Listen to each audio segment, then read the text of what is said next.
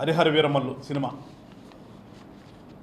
ఈ రాష్ట్రంలో ఒక సంచలనంగా ఇవాళ ప్రజలందరూ కూడా ఆదరిస్తూ ముందుకెళ్తున్నది. వాస్తవానికి జనసేన పార్టీ నాయకుడు చాలా కాలం తర్వాత ఒక సినిమా రిలీజ్ అయింది. దానికి సహజంగానే ఆంధ్ర రాష్ట్రంలో ఉన్నటువంటి అభిమానులందరూ కూడా ఆయన సినిమాను చూశారు, సినిమాని మెచ్చారు. చారిత్రక నేపథ్యం ఉన్నటువంటి సినిమా కాబట్టి కొంత ఫిక్షన్ కలుపుకొని ఒక సినిమాలాగా తీశారు.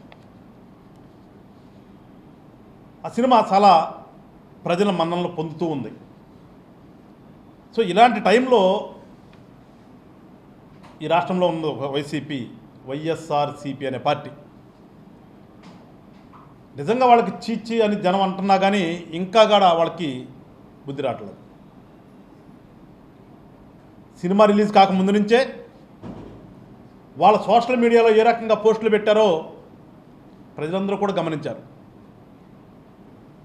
జగన్మోహన్ రెడ్డి గారి అభిమానం అన్నవాడు ఎవరు కూడా హరిహర వీరమల్లు సినిమా చూడవద్దు, చూస్తే అభిమానులే కాదు అని నిస్సిగ్గుగా మీ సోషల్ మీడియాలో పోస్టులు చేశారు కదా. సినిమానికి వెళ్ళొద్దని చెప్పారు కదా. సభ్య సమాజంలో అన్నం తినేవాడు ఎవడైనా పని చేస్తారా? ఒక హీరో సినిమా వస్తుంటే ఆ సినిమాను చూడొద్దని చెప్పేసేసి వాళ్ళ యొక్క పార్టీ కార్యకర్తలకు చెప్పడం అనేది ఎప్పుడైనా చూసామా? ఎక్కడైనా? సినిమా ఇవాళొచ్చిన మాధ్యమం కాదు కదా, ఎప్పటి నుంచో ఉన్న మాధ్యమం సినిమాలు అనేది. కానీ అంత నిస్సిగ్గుగా మీరు ప్రవర్తిస్తూ ఏదో మళ్ళీ ఎదుటాడు మమ్మల్ని ఏదన్నారు, ఏదో రెచ్చగొడుతున్నారు అని ఏదో వీళ్ళకే చట్టం వర్తించినట్టు, ఎదుటాళ్ళకి చట్టం వర్తించుతున్నట్టుగా నిన్నటి రోజున ఈ మహానుభావుడు ఇందాక మా జనరల్ సెక్రటరీ గారు చెప్పారు,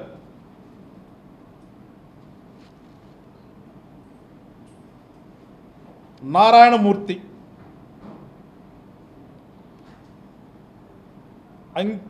అంకంరెడ్డి నాగనారాయణమూర్తి ఈయన పాపం వాళ్ళ జగన్మోహన్ రెడ్డి గారి నివాసం దగ్గరే ఉంటారంట. అంతే, ప్రాంతం అంతా ఆక్రమించుకున్నారు కదా. ఈయన ఇచ్చినటువంటి రిపోర్ట్ల సారాంశం 2 వాక్యాలు మీకు చెప్తాను, ఎందుకంటే ప్రజలకు కూడా తెలియాలి కదా.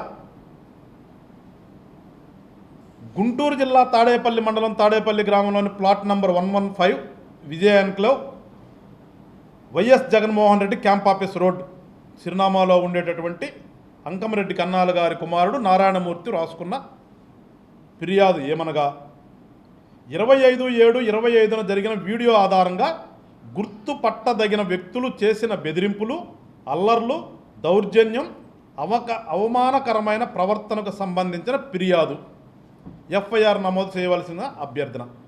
అసలు ఇక్కడ వాళ్ళ యొక్క తెలివితేటలు అర్థమవుతున్నాయి. నిజంగా వాళ్ళకి చాలామంది సలహాదారులు ఉన్నారు, చాలామంది లాయర్లు ఉన్నారు, సుప్రీంకోర్టు దగ్గర నుంచి ఢిల్లీ నుంచి తెచ్చుకున్న లాయర్లు ఉన్నారు. ఒక రిపోర్ట్ని పోలీస్ స్టేషన్లో ఇవ్వటం ఎలాగనేది ఈనాటికి కూడా ఒక కంప్లైంట్ రాయటం చేత కానీ ఈ ప్రబుద్ధులందరూ కూడా వచ్చేసి ఎదుటాలని ఎగతాళి చేయటం, వాళ్ళ గురించి మాట్లాడటం. నేను పైన తెలిపిన చిరునామాలో నివాసం ఉన్నాను. నేను వైఎస్ఆర్సీపీ కేంద్ర కార్యాలయంలో వైఎస్ఆర్సీపీ పార్టీ ఫిర్యాదుల కమిటీ అధ్యక్షుడు అంట. పార్టీ ఫిర్యాదుల కమిటీ అంటే వాళ్ళ పార్టీలోనే వాళ్ళు ఫిర్యాదులు చేసుకునేటటువంటి అది ఒక పార్టీ. 25/7/25 నేను మా పార్టీ కార్యకర్తలతో కలిసి సోషల్ మీడియా యూట్యూబ్లో TV5 న్యూస్ను ప్రచారం చేసినటువంటి పోస్టింగ్ను చూస్తుండగా ఈయనేమను పార్టీ ఫిర్యాదుల కమిటీకి అధ్యక్షుడంట, కానీ నేను చేసే కార్యక్రమం ఏంటంటే లోపల కూర్చొని సోషల్ మీడియా చూస్తున్నా అంట. ఎవడన్నా బుద్ధున్నవాడు కొంచెం ఆ స్థాయి లీడరు మెయిన్ స్ట్రీమ్ ఛానల్ చూసుకుంటూ కూర్చుంటాడు ఏమొస్తుందని. కానీ ఈయన గారు చేస్తుంది సోషల్ మీడియాలో యూట్యూబ్లు చూసుకుంటున్నానంట. మరి యూట్యూబ్లో ఏం చూస్తున్నారు? మరి వీళ్ళకి అలవాటు కదా, వీళ్ళందరూ కూడా యూట్యూబ్లో చూసుకోవడం, యూట్యూబ్లో మాట్లాడటం మనం గతంలో కూడా చూసాం. ఆ అలవాటు కూడా పాపం. కానీ అది చూసుకుంటే మర్చిపోయి ఇది రాశాడు రాజనాడు కూడా. లింక్ ద్వారా పోస్ట్ చేసినటువంటి నాకు కనపడింది ఏంటంటే పరిశీలించక సదరు పోస్టును 24/7/25 సాయంకాలం కొడిదెల పవన్ కళ్యాణ్ డిప్యూటీ సీఎం ఆంధ్రప్రదేశ్ గారు ఒక సినిమా సక్సెస్ మీట్లో, అది కూడా చూడండి ఒక సినిమా సక్సెస్ మీట్లో, ఆయన నటించిన సినిమాలోనే ఆయన సక్సెస్ మీట్లోనే అది రాయడానికి కూడా వీళ్ళకి ఇబ్బందే.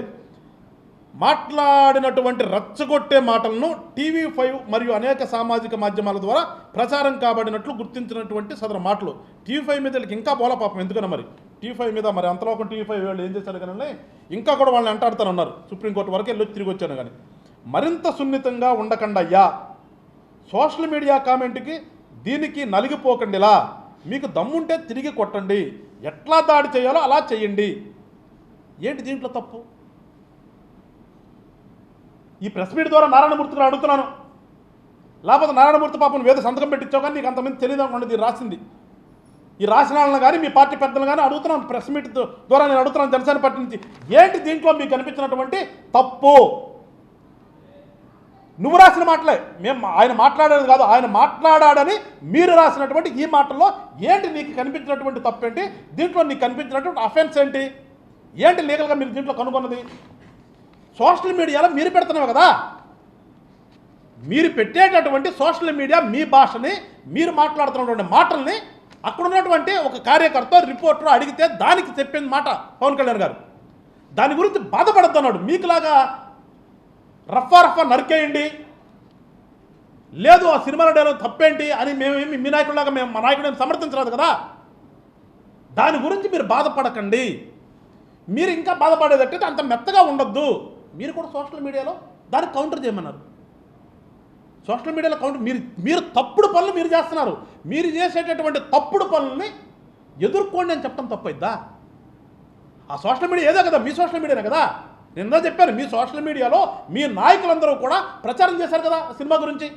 చూడొద్దని ఒకటి చెప్తే ఇంకొకటి వచ్చేసి అదేదో ముస్లింలకు వ్యతిరేకంగా తీశారు. ముస్లింలకు వ్యతిరేకంగా తింటారా దుర్మార్గులని? చరిత్ర చదువుకోండి చాలదా మీరు ఎవరును? మొఘల్ సామ్రాజ్యం గురించి చదివాం కదా. మొఘలులో ఆ రోజున చేసిందేంటి ఈ దేశంలో ప్రతి ఒక్కరు తెలుసు కదా.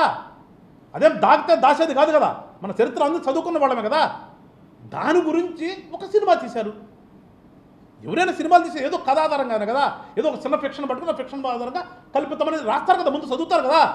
ఇది కేవలం కల్పిత పాత్రలే, కల్పితమే, ఎవరిని ఉద్దేశించింది కాదు అని చెప్పి ముందు హెడ్లైన్ చేస్తారు కదా. మరి మీరు ఒక రన్ చేస్తారు కదా మీరు ఛానల్ని. అంటే నీ ఛానల్ అది ఎట్లా ఎప్పుడేటి చచ్చావు మీకు తెలియదు కదా, అది కూడా తెలియదు కదా మీకు. ఊరకలు ఒక ఛానల్ ఉంది, డబ్బులు ఉన్న మదంతో మీ ఇష్టానుసారంగా ప్రచారం చేయడం తప్పితే మీకు సభ్య సమాజంలో ఏ రకంగా ప్రవర్తించాలో కూడా మీకు తెలియదు కదా మీకు. అలాంటి మీరు వచ్చి ఇవాళ పవన్ కళ్యాణ్ గారి మీద కంప్లైంట్ కేసు పెట్టమని కంప్లైంట్ ఇస్తావు నారాయణమూర్తి. ఏంట్రా బాబు దీంట్లో తప్పు? డిబేట్లు కూడా వస్తుంటావు కదా, ఆ మాత్రం జ్ఞానం లేదా? వాడెవడ రాసి పంపించడం, నువ్వు వచ్చి సంతకం పెట్టి దాని మీద వేయటం అని మాట్లాడిన దాని మీద కొట్టనంటే దానికి మీకు అని మాట్లాడిన మాటలు వీడియోల్లో 20 నిమిషాలు ఏదో పెట్టావు. వాటి వల్ల వారి అభిమానులు రెచ్చిపోయి తణుకులో కారుమూరు నాగేశ్వరరావు గారి వాహనం మీద అడ్డగించి వీరంగా సృష్టించారు. ఇంతకుముందే మా శ్రీనివాస్ గారు మాట్లాడారు. అది జరిగింది ఎప్పుడు? 23వ తారీఖు సాయంత్రం నాకు తెలిసి ప్రీమియర్ షో అప్పుడు ర్యాలీలు చేస్తుంటే ఆయన కావాలని వెళ్ళాడో ఎందుకు వెళ్ళాడో అక్కడ కాకతాళీయంగా జరిగిన సంఘటన అది. ఎదురెదురు పడ్డారు కాబట్టి సహజంగా జరిగిద్ది అది. అది మేము కావాలని చేయలే. అసలు జరిగింది ఎప్పుడు? అది 23వ తారీఖు జరిగితే 24వ తారీఖు సాయంత్రం పవన్ కళ్యాణ్ గారిని మాటలను పట్టుకుని వాళ్ళు చేశారని చెప్పేసి అరే మీ పుట్టుకలు తగలయ్యా, లేచిన దగ్గర నుంచి అబద్ధాలే కదరా, ఒక్కటన్నా వాస్తవం ఉంటుందా? 23వ తారీఖు నాగేశ్వరరావు గారి ఇన్సిడెంట్ ఏంటి? 24 సాయంత్రం సక్సెస్ మీట్లో ఆయన మాట్లాడే మాటలేంటి? దాంట్లో ఏమి రెచ్చగొట్టాడు? ఈ రెచ్చగొట్టే మాటలను బట్టి ఆయన మీద దాడి చేశారని చెప్పేసి మీరు ఒక స్టోరీని మీరు అల్లుకున్నారంటే ఇంతకంటే దౌర్భాగ్యం ఏమింది నారాయణమూర్తి? ఇక్కడ కూడా మీకు ఇంకా బుద్ధి రావట్లేదు. ఇంకా కూడా మీకులాగా మేము ర్యాలీలు పెట్టి చంపేలేదు కదా మనుషులను. ఎక్కడ మీకులాగా పరామర్శలకని వచ్చి మీ ఇష్టానుసారంగా పరామర్శకు వస్తే ఎవడని వచ్చి పరామర్శించేళ్తాం. పరామర్శకు కూడా మీరు వేల మందిని సేకరించి ట్రాఫిక్ జామ్ చేసి దాంట్లో మీరు చనిపోయేటట్టుగా మనుషుల్ని చేసి నీ వెహికల్ కింద కూడా పడి మనిషి చనిపోతే అలాంటి సంఘటనలు మీరు చేస్తూ మా వాళ్ళు ఏదో సంతోషం కొద్దీ సినిమా వస్తున్నారు సంతోషం కొద్దీ ఎవరికి ఇబ్బంది కలగకుండా రోడ్ల మీద ఏదో కాస్త ఫ్లెక్సీలు పట్టుకుని ర్యాలీ చేసి మేము ఆనందిస్తూ ఉంటే దానివల్ల అంటే ఇంకెక్కడ రాష్ట్ర వ్యాప్తంగా ఇబ్బంది పడ్డారంట ప్రజలు. ఎవడు చెప్పాడు నీకు? ఎవరైనా నీ పార్టీ కాకుండా ఇంకొకటి ఎవడైనా వచ్చి నీకు చెప్పాడా? పోనీ అది రాయి నువ్వు, ఇదిగో ఫలానా సంబంధించినటువంటి ఒక ఎవరికి ఏ పార్టీకి సంబంధించినట్టు ఒక వ్యక్తి ఇబ్బంది పడ్డాడని చెప్పి తెలిసింది అని చెప్పి రిజైన్. నువ్వు ఏమీ లేకుండా నువ్వు నీ అంతకు నువ్వు వచ్చి తాడేపల్లిలో నీ ఆఫీస్ ఒకటి తగలబడిందని అక్కడ ఆడేవాడ రాసిస్తే పక్కకు వచ్చి సంతకం పెట్టి ఇస్తావా నారాయణమూర్తి? ఏమాత్రం విగ్రహత ఉండద్దా నీకు? ఎస్, కారుమూరు నాగేశ్వరరావు మీద సంఘటన జరిగింది అనుకుందాం కాసేపు. ఆయనకేం తెలియదు, ఆయనకేమి ఆళ్ళు రావు, ఆయనకి సంతకం పెడతాం రాదు, ఆయనకేమి గతంలో మంత్రి చేశాడు కదా ఆయన. తణుకులో చాలా ఎన్ని టీడీఆర్ బాండ్లు కొట్టేశాడో నీకు తెలుసు కదా. తణుకు మున్సిపాలిటీని ఏ రకంగా నాశనం చేస్తారని తెలుసు కదా. ఇన్ని తెలివితేటలు ఉన్నటువంటి ఆ కారుమూరి నాగేశ్వరరావు గారికి కంప్లైంట్ ఇవ్వడం చేత కలదా నిజంగా ఆయన ఇబ్బంది పెడితే? ఎవరాపారు అక్కడ? గతంలో మంత్రి కదా ఆయన సామాన్య వ్యక్తి కాదు కదా. గతంలో మంత్రి చేసిన వ్యక్తికి ఆయన ఇబ్బంది పెడితే ఆయన వెళ్ళి కంప్లైంట్ ఇవ్వలేని పరిస్థితుల్లో మీ పార్టీ తయారు చేసింది ఆయన్ని. లేదు రాష్ట్రంలో ప్రజలు ఇబ్బంది పడ్డారని చెప్తున్నాం. ఎక్కడా కంప్లైంట్ లేదు కదా మన రాష్ట్ర వ్యాప్తంగా. మమ్మల్ని ఇట్లా జనసేన వాళ్ళు ర్యాలీలు చేసి రోడ్లు ఆపేశారు జరిగిందని ఎక్కడైనా నీ ఛానల్ తప్పితే ఏ ఛానల్లో అయినా సరే జనసేన వాళ్ళు ర్యాలీలు చేయడం వల్ల రాష్ట్ర వ్యాప్తంగా రోడ్ల మీద ఇబ్బంది పడ్డారని ఎక్కడైనా వచ్చింది న్యూస్ ఎక్కడైనా? అరే ఎందుకురా ఇంత అబద్ధాలు మీరు ఇంకా కూడాను? ఎప్పుడు మారుతారు మీరు? మారరా మీరు ఇక్కడే? మీది రాజకీయ పార్టీలో ఎప్పుడు వస్తుంది మీది? ఇంకా మీరు దొంగల ముఠాలాగానే ఉంటారా? ఇంకెంతకాలం దొంగల ముఠాలు ఉంటారు? దీంట్లో ఒక్క పదమన్నా కరెక్ట్గా కనిపిస్తుంది దీంట్లో ఏదన్నా? ఈ ఆధారంగా కొంతమంది వ్యక్తులు చట్టవిరుద్ధంగా ప్రవర్తించినట్లుగా ఉన్నది. ఏం చట్టవిరుద్ధం అంటే ఏంటి? చట్టవిరుద్ధం అంటే ఏంటి? మీరు చేసే కదా చట్టవిరుద్ధాలు. ప్రతిరోజు మీరు ఏది చేస్తారో అది కదా చట్టవిరుద్ధం అంటే. ఇక్కడ తెలుగుదేశం కానీ జనసేన కానీ బీజేపీ కానీ ఈ రాష్ట్రంలో ఏ పార్టీ అయినా చట్టవిరుద్ధ చర్యలు ఏ రోజున చేస్తున్నాయా? ప్రతిరోజు మీరు చేసేదాకా చట్టవిరుద్ధం అంటే మీరు చేసే చట్టవిరుద్ధం పనులు తీసుకొచ్చి ఎదుటి వాళ్ళ మీద ఏదో చేయాలని చెప్పేసి ఎందుకు మీరు తప్పతప్పబడుతున్నారు?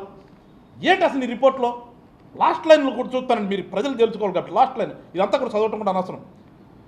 ఏ సామాజిక మాధ్యమాల ద్వారా ఎవరి ఐడీల ద్వారా ప్రచారం చేశారనే విషయాన్ని క్షుణ్ణంగా దర్యాప్తు చేసి దానికి బాధ్యులైనటువంటి వారిపైన చట్టపరమైన చర్యలు తీసుకునే విషయమై పోలీసులైన మీ ద్వారా కోరుకుంటున్నాను. అంటే నువ్వు వెళ్ళిన పోలీస్ స్టేషన్లో అసలు పోలీసులో కాదో కూడా తెలియదు నీకు. నువ్వు పోలీస్ స్టేషన్కి పోయించింది మహారాజశ్రీ గుంటూరు జిల్లా తాడేపల్లి పోలీస్ స్టేషన్ యొక్క స్టేషన్ హౌస్ అధికారికి అని రాసావు కదా. నువ్వు వెళ్ళింది పోలీస్ స్టేషనే కదా. పోలీసులు అయినా అంట మరి ఇదేంటో నాకు అర్థం కాలేదు. మన ఈ తెలుగు వాడేంటో పాప వీళ్ళందరూ ఇంగ్లీష్ మీడియం కదా. వీళ్ళంతా ఇంగ్లీష్ మీడియం నుంచి వచ్చారు కాబట్టి తెలుగు రాయటం రాదో లేకపోతే తెలుగు అర్థం తెలియదు మరికి. పోలీసులైన మీ ద్వారా అంట. అంటే వీళ్ళ తెలివితేటలు, వీళ్ళ పరిజ్ఞానము, వీళ్ళ అజ్ఞానం అనుకోవాలో లేదా విజ్ఞానం అనుకోవాలో ఒకసారి రాష్ట్ర ప్రజలు అర్థం చేసుకోండి. ఒకసారి వీళ్ళు ఏ స్థాయికి దిగజారిపోతున్నారో రోజు రోజుకి. సో ఒక్కటైతే చెప్పదలుచుకున్నాను వాళ్ళ రాష్ట్ర ప్రజలందరికీ, ఈ రకంగా వాళ్ళ యొక్క మానసిక స్థితి వైఎస్ఆర్ పార్టీలో ఉన్నటువంటి వాళ్ళది వచ్చింది. పాపం దాన్ని చూసి మనం జాలిపడదాం, అంతకంటే మనం ఏం చేయగలిగింది లేదు. జాలిపడుతుంది తప్పితే వాళ్ళని ఏం చేయలేము. ఎందుకంటే వాళ్ళ మార్పు రాదు వాళ్ళకి. వాళ్ళు ఏది ఊహించుకుంటున్నారో కూడా తెలియట్లేదు ఇవాళ. అందుకని ఒకసారి చెప్పదలుచుకున్న వైఎస్ఆర్సీపీ పార్టీ వాళ్ళందరికీ, ఇవాళ పవన్ కళ్యాణ్ గారు అనే వ్యక్తి రాష్ట్రంలో రాజకీయాల్లో ఒక మార్పు తీసుకొచ్చి తద్వారా ప్రజలకు మంచి చేయాలనే ఒక ఆలోచనతో ఉన్నాడు తప్పితే మీకులాగా భావోద్వేగాలు రెచ్చగొట్టి అధికారంలోకి వచ్చి ప్రజల సంపదను దాచుకుందామనే ఆలోచనలో లేడు. కాబట్టి మీరు ఎన్ని ఏడుపులు ఏడ్చినా ఇవాళ ప్రజలు మిమ్మల్ని నమ్మే స్థితిలో లేరు. కాబట్టి ఇకనైనా సరే మీరు బుద్ధిగా ఒక రాజకీయ పార్టీగా అవతారం చెందాలంటే మళ్ళా మీరు రాజకీయం తెలిసినటువంటి పెద్దల దగ్గర కూర్చుని నేర్చుకోండి అని చెప్తే, ఇలా పిచ్చి పిచ్చి ప్రేలాపనలు, పిచ్చి పిచ్చి కంప్లైంట్లు ఇస్తే రాష్ట్ర ప్రజలు కొడతారు మిమ్మల్ని. మేము దీంట్లో ఏదో చట్టపరంగా మేమేదో చర్యలు తీసుకోవాల్సిన కూడా లేదు.